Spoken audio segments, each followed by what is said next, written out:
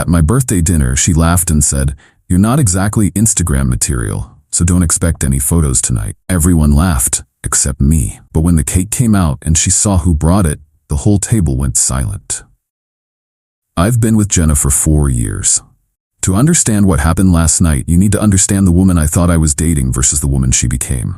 When we met, she was incredible. Sharp, funny, driven, and had this warmth that made you feel like the only person in the room.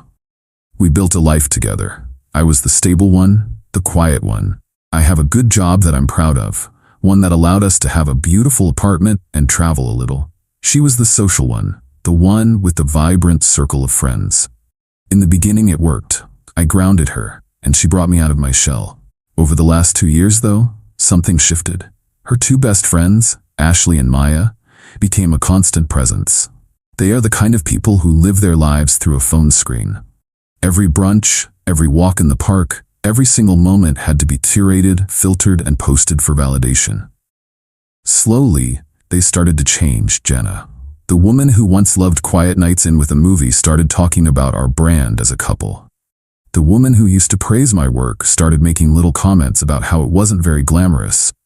She became obsessed with appearances, with creating a life that looked perfect, even if it didn't always feel that way. I put up with it because I loved her. I saw glimpses of the old Jenna underneath the surface, and I kept hoping she would re-emerge. I supported her ventures, including the small online business she ran with Ashley and Maya, a boutique that sold overpriced home decor. I wasn't a simp. I was a partner holding on to the belief that the person I fell for was still in there. I paid the majority of the rent on our apartment and handled most of the bills, not because she couldn't, but because my income was more stable, and it allowed her the freedom to pursue her passions. That was the arrangement we made, and I was happy to do it. That was my mistake.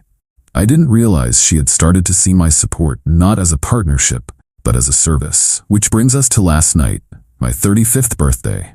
Jenna had planned the whole thing. A dinner at a trendy, expensive restaurant downtown called Aperture. It was the kind of place with mood lighting so dim you could barely read the menu, where every plate is designed to be photographed. The guest list was small: me, Jenna, and her 2 loyal lieutenants, Ashley and Maya. From the moment we sat down, I felt less like the guest of honor and more like an accessory she was begrudgingly carrying. The 3 of them were a whirlwind of activity, taking selfies, adjusting their hair in the reflection of their butter knives, and staging photos of their cocktails. I just sat there, nursing a whiskey. The first real jab came when the appetizers arrived. Ashley slid a plate of oysters into the perfect lighting and snapped a dozen photos. "Jenna, you have to post these. The aesthetic is everything tonight." Jenna looked at me, then back at her friends, and laughed. It was a brittle, dismissive sound. "Oh, we're not posting anything with him in it tonight. Let's be honest." She looked directly at me and said the words that changed everything. "You're not exactly Instagram material, so don't expect any photos tonight." Ashley and Maya burst into laughter, high-pitched and cruel. It wasn't a joke, it was a judgment, a declaration. In their world of curated perfection, I was the flaw, the thing to be hidden. I just stared at her. The hurt was sharp, but something else was sharper: clarity. The fog of hope I'd been living in for 2 years vanished. I saw her and her friends for exactly who they were. I didn't say a word. I just gave a small, tight smile and took a sip of my whiskey. The old me would have been wounded. The new me, born in that exact moment, started making a plan. The rest of the dinner was a blur of their chatter. They talked about influencers I'd never heard of, trips they were planning, and how their online boutique was about to get a huge new client that would change everything. They spoke as if I wasn't even there. I just listened, nodding occasionally, my mind working like a machine, assembling pieces, calculating trajectories. Jenna must have mistaken my silence for submission. As the main courses were cleared, she patted my hand with a sickeningly sweet smile. "Don't be so sensitive, babe. You know I'm just teasing. We'll get a photo of you with your cake." "Of course," I said, my voice even. I wouldn't miss it. The waiter came over. "Will we be having dessert this evening?" Before I could speak, Jenna cut in. "Oh, that's all been taken care of. We have a special cake being delivered." She winked at Ashley and Maya, who giggled in anticipation. They thought they were in complete control of the evening's narrative. We waited. 10 minutes later, I saw movement near the restaurant's entrance. The manager was personally escorting someone through the dining room. Jenna, Ashley, and Maya all sat up straighter, phones at the ready, expecting some pastry chef with a fancy box. But it wasn't a pastry chef. It was a woman named Isabella Rossi. To understand the significance, you have to understand who Isabella is in our city. She's a legend. She started with a single, tiny Italian restaurant 2 decades ago and built it into a culinary empire. She's respected, she's powerful, and she's known for not suffering fools. She is, in the world of Ashley and Maya, the ultimate status symbol. She walked towards our table carrying a simple, elegant cake.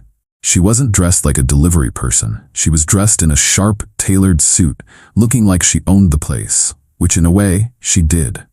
Her reputation owned every restaurant in this city. Jenna's jaw went slack. Ashley and Maya looked like they'd seen a ghost. They were fumbling for their phones, but also frozen in shock. Isabella arrived at our table and placed the cake directly in front of me. She ignored the 3 women completely.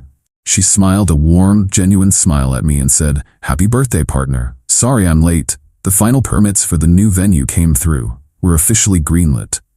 She placed a hand on my shoulder. I couldn't let my investor celebrate his 35th without the best tiramisu in the city. The entire table went silent.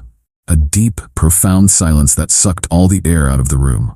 Jenna's face had gone from smug to confused to utterly horrified in the span of about 10 seconds. She was staring at me, her mouth slightly open.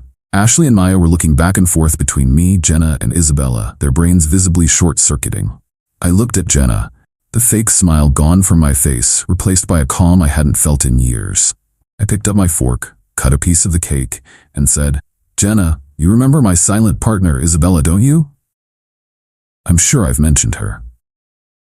I hadn't, of course. For the past year, I had been quietly investing in Isabella's new flagship restaurant, a project that was the talk of the town. I wasn't just some silent money man. I was a strategic partner, handling the logistics and property side of the deal. It was my biggest venture, and I had kept it completely to myself. Jenna just stared, speechless. The woman who had just declared me not Instagram material was now sitting across from the most photographed and respected restaurateur in the state, who had just called me her partner. The irony was so thick you could taste it, and it was sweeter than any cake. Update 1. The silence at that dinner table was the most satisfying sound I have ever heard. Jenna, Ashley, and Maya just sat there, paralyzed.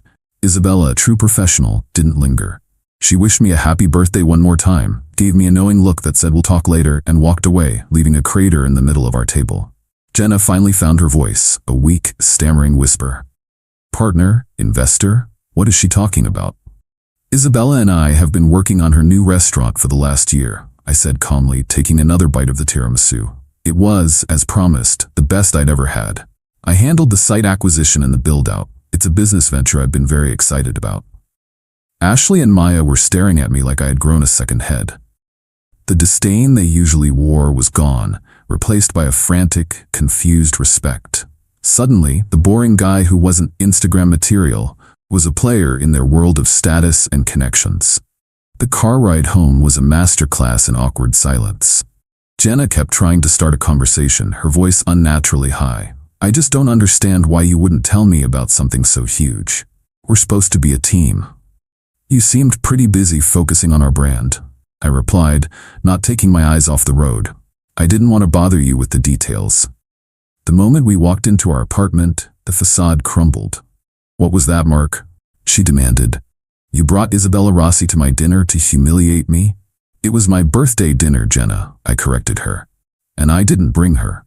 She came as a friend, as a partner. The fact that you were humiliated by that says more about you than it does about me." She didn't have an answer for that. She just stood there, watching as I went into the spare room and closed the door. I slept on the pull-out couch that night. The next morning, I was up before she was. I made my coffee, got dressed, and left. Before I walked out, I placed a single, freshly printed document on the kitchen counter where she'd be sure to see it. A 60-day notice to vacate the premises. The apartment was mine. I'd signed the lease long before she moved in, and she was never officially added to it. Legally, she was a tenant, and I was her landlord. It was a cold, brutal move, but her comment at dinner had shown me that our relationship was just a transaction. I was simply ending the business arrangement. My phone started blowing up around 9 a.m. a string of frantic texts. What is this? You can't be serious? You're kicking me out? After everything, I didn't reply. Instead, I called a company that specializes in high-end home staging and liquidation. I explained the situation. I had an apartment full of furniture and decor I wanted gone, professionally cleared and prepared for sale by the end of the day. They assured me it was a rush job, but for the right price, it could be done. I told them the price was no object. While Jenna was at work trying to process the eviction notice, a team of 6 professionals descended on our apartment. They worked with quiet, ruthless efficiency. Every throw pillow, every scented candle, every piece of beige furniture that Jenna and her friends had spent months curating for their aesthetic was wrapped, boxed, and removed. They cleared out her closets, packing her clothes into wardrobe boxes. They took everything that wasn't a personal keepsake of mine. When they were finished, the apartment was empty, echoing and sterile. It was a blank canvas. Then the staging company I'd hired came in. They brought in sleek, modern furniture, bold art, and professional lighting.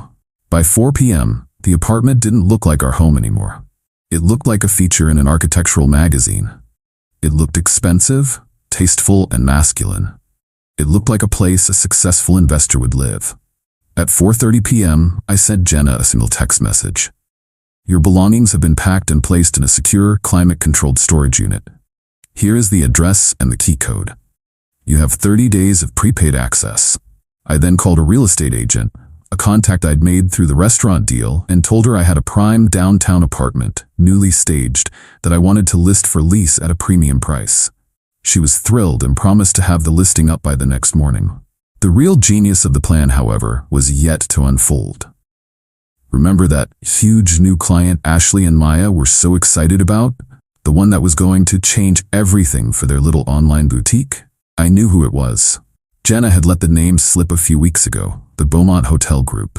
They were launching a new line of luxury residences and wanted a local boutique to handle their welcome kits and staging decor. It was a massive reputation-making contract. What Jenna, Ashley, and Maya didn't know was that I had a connection to the Beaumont Group. The head of their new development, a guy named Arthur Vance, was a casual acquaintance. We'd met through a mutual contact in the construction industry. He was old school, a man who valued integrity and professionalism above all else. He had no patience for the superficial world of influencers. I sent Arthur a simple email. Arthur, hope you're well. A quick, informal heads up. I heard you're considering working with a boutique called Modern Nest for the new residences. My soon-to-be ex-girlfriend is a co-owner. I can't speak to their business practices, but I can tell you that their personal conduct and judgment are, in my opinion, severely lacking. Just thought you should know. All the best, Mark. It was subtle. I wasn't making accusations. I was just planting a seed of doubt from a credible source. Arthur was a man who trusted his gut, and he trusted the people in his network. An email like that from someone he respected would be more than enough to make him reconsider. I knew he would do his own digging, and when he did, he wouldn't like the shallow, unprofessional social media presence of Jenna, Ashley, and Maya. I got home to my newly staged empty apartment around 6 p.m. It felt peaceful. I poured myself a whiskey and sat on a leather couch I'd never seen before. An hour later, my video doorbell chimed. It was Jenna. Her face on the screen was a mask of fury and disbelief. I let her buzz for a full minute before I answered. Mark, what happened? Where's all our stuff? The key you gave me is for a storage unit. I thought it was a joke. It's not a joke, Jenna, I said, my voice calm through the speaker. I'm redecorating. Your things are safe. You have 30 days to collect them. You can't do this. This is my home, she screamed, her voice cracking.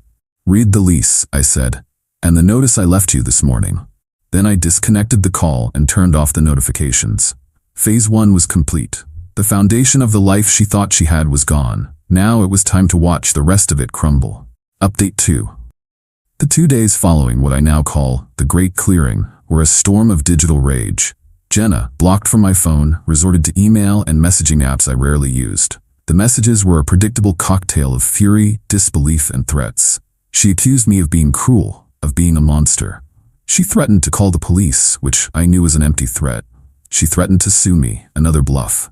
I didn't respond to a single one. Silence was my most powerful weapon.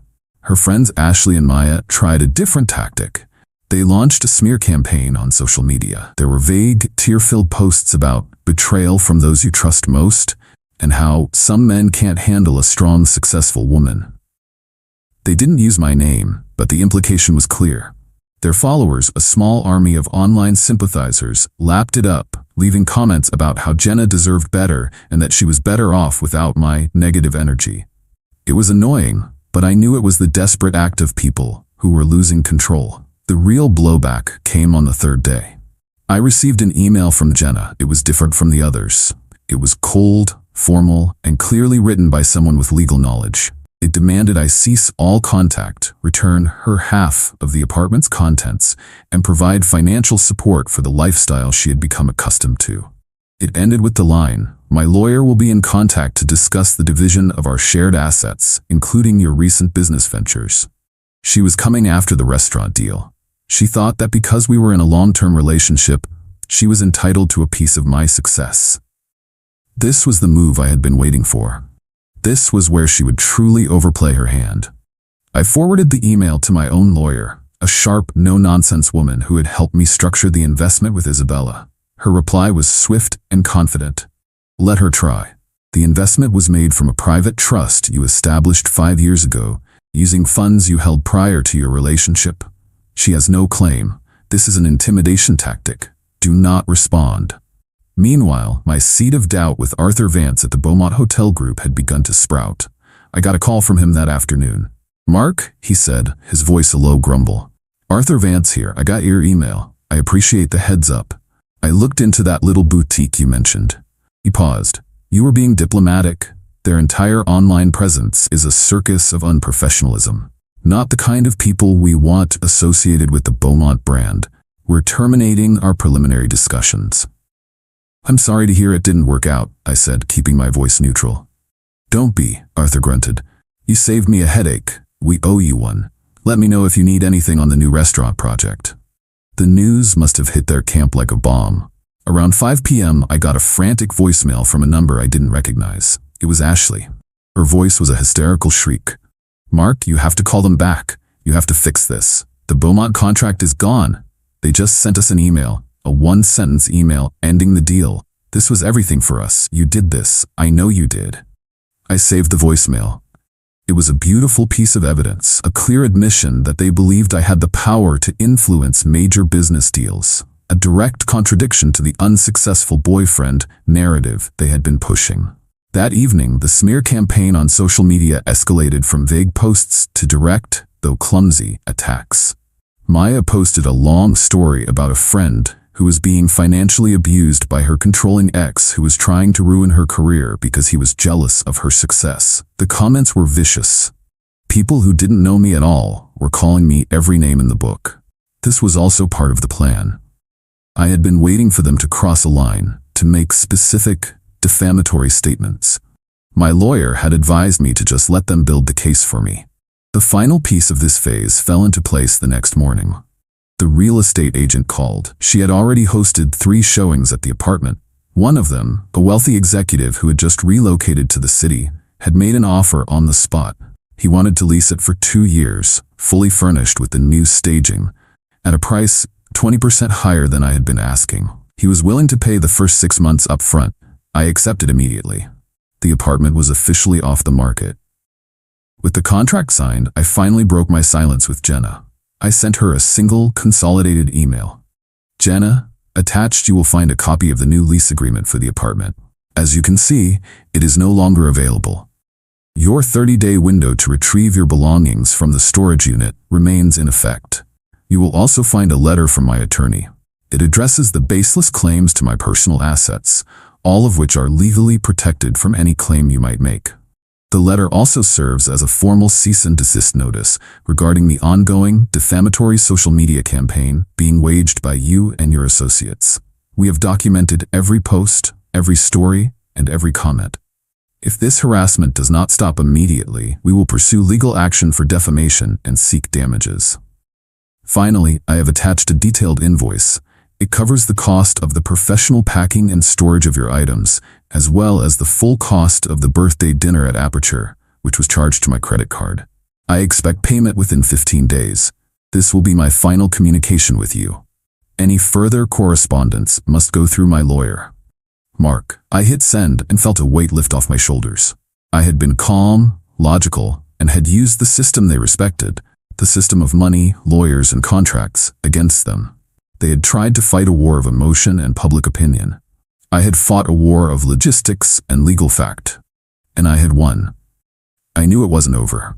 Her pride was wounded, and she would likely lash out again. But I had taken away her home, her perceived claim to my success, and the business deal that was supposed to be her ticket to the next level. She was cornered, and I was in complete control. Final update. The aftermath of my email was exactly what you'd expect, a complete and total meltdown. But this time, it was a meltdown in a vacuum. She had no way to reach me. Her friends' social media accounts went quiet. The vague, angry posts replaced by an eerie silence. The cease and desist letter had clearly worked. The threat of a real lawsuit with real financial consequences had scared them straight. About a week later, I heard through a mutual acquaintance that Jenna had a screaming match with Ashley and Maya. She blamed them for everything. She blamed them for filling her head with nonsense about status and appearances, for pushing her to see me as inadequate, and for encouraging the disastrous social media campaign. Their little trio, once inseparable, had fractured under the first sign of real pressure. Their friendship, it turned out, was as superficial as their Instagram feeds. Jenna's attempt to fight me legally went nowhere. Her lawyer, after receiving the detailed breakdown of my finances and the legal structure of my investments from my attorney, must have advised her that she had no case. I never heard from him again. The entitlement she felt to my success crashed against the hard wall of legal reality. The invoice I sent her became a major point of contention. She refused to pay it, of course. So after 15 days, my lawyer simply filed a claim in small claims court. It was a minor amount of money, but it was about the principle. She was served with a court summons at the apartment she was temporarily crashing at with Ashley. The humiliation of that, I'm told, was profound. Faced with an actual court date, she finally paid the full amount. The biggest consequence for her, however, was the loss of the life she had taken for granted. She was homeless, sleeping on a friend's couch. Her grand business plan with the Beaumont Group was in ashes, and she had alienated the one person who had provided the stable foundation upon which she had built her entire curated world. I heard that she tried to get back into the social scene, but the story of what happened had started to circulate. Not the one she and her friends had tried to spin, but the real one. People in our city's business and social circles talk. Isabella Rossi, when asked, would simply say that I was a brilliant and loyal partner, and that it was a shame my ex-girlfriend couldn't see it. That simple endorsement from a woman of her stature was enough to cement my reputation and completely dismantle Jenna's victim narrative. Ashley and Maya's online boutique has struggled immensely since losing the Beaumont contract. That deal was supposed to be their launchpad. Without it, they are just another small, forgettable online store. Their friendship with Jenna is reportedly over for good. They now see her as the liability who cost them their one big shot. About 2 months after my birthday, I was having dinner at one of Isabella's other restaurants. I was sitting at the bar when a woman approached me. It was one of Jenna's other friends, someone who was on the periphery of her main circle. She looked hesitant. "Mark?" she asked. I just wanted to say, I heard what happened, and I'm not surprised. The way she and Ashley and Maya talked about you when you weren't around, it was awful. You did the right thing.